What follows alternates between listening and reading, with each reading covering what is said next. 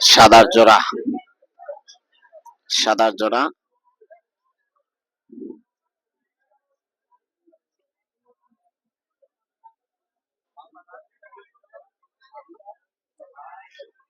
এটা মাজার, মাজারের ভিতরে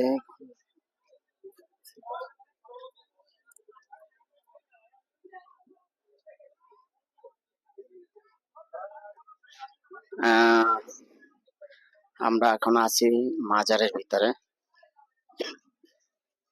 দেখতেছেন পরিষ্কার করতেছে ভাইরা,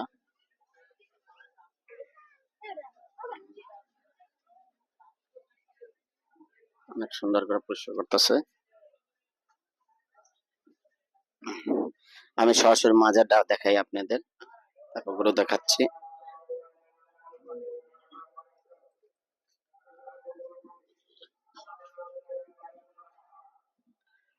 এই সেই মাস্তান মাজার।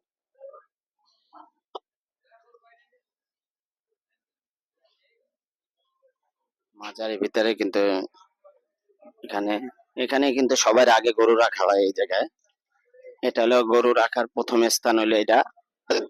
এই পর্যন্ত যত হাট হয়েছে এই পোস্তলা শ্মশানখোলার হাট, কিন্তু প্রথম অবস্থায় গরু কিন্তু এখানে রাখা হয়েছে আর এখানে রাখছে সব সময়। আমরা দেখে আসছি, অনেক বছর ধরে দেখতেছি যে প্রথম অবস্থায় যখনই হাট মেলে এই মাজারের ভিতরে কিন্তু গরুটা আগে আইসে স্থান নেয়। যারা কৃষক ভাইরা আছে এরা কিন্তু গরু সবসময় এখানে নিয়ে আসে।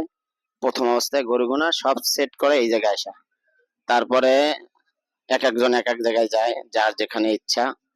সোহেল ভাই, আমাদের লগে এক বড় ভাই আছে, সোহেল ভাই। তা ভাই, কি অবস্থা, কেমন দেখলেন ভাই এই মাজারের ভিতরে যে গরুগুনা? গরু সম্পর্কে বলতে গেলে আসলে গত বছরের তুলনায় এবছর গরুর দাম অনেকটাই বেশি। যেমন চার মন ওজনের গরুগুলো দাম চাওয়া হচ্ছে 1,80,000 টাকা। তো দেখা যায় যে ক্রেতারা এবছর একটু বেশি টাকা গুনতে হবে গরুগুলো ক্রয় করতে হলে এই হাট থেকে, বিশেষ করে। সর্বশেষ এই বছর তো আমি যেটা যতটুকু জানি, যতটুকু দেখি, সে হিসাবে মনে করেন যে আপনার এবছর অনেকটা তো দাম বেশি, এখন ক্রেতারা কি করব? আর এই যে দাম যে বেশি, নীরব ভাই, এই দাম বেশির পিছনে কারণ অনেকটাই রয়েছে। যেমন ব্যাপারী ভাইরা বলতেছে, খামারি এবং প্রান্তিক কৃষক যারা আছে, যে গরুর খাবারের দাম নাকি অনেকটাই বেশি।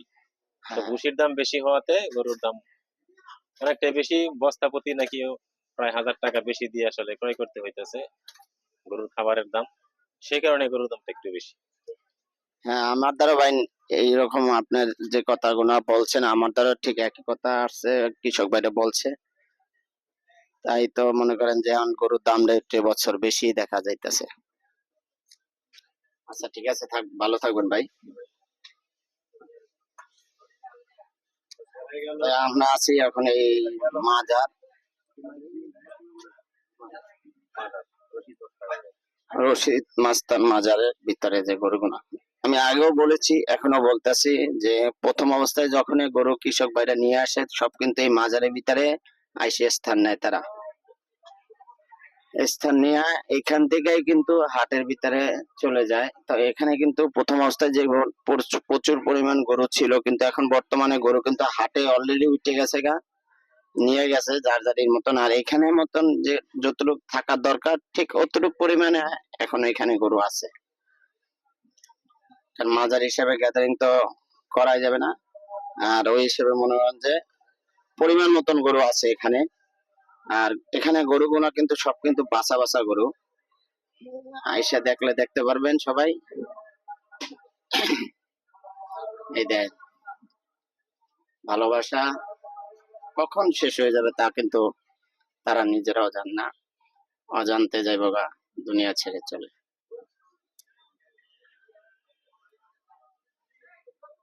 তা ঠিক আছে ভাই, ভালো থাকবেন সবাই।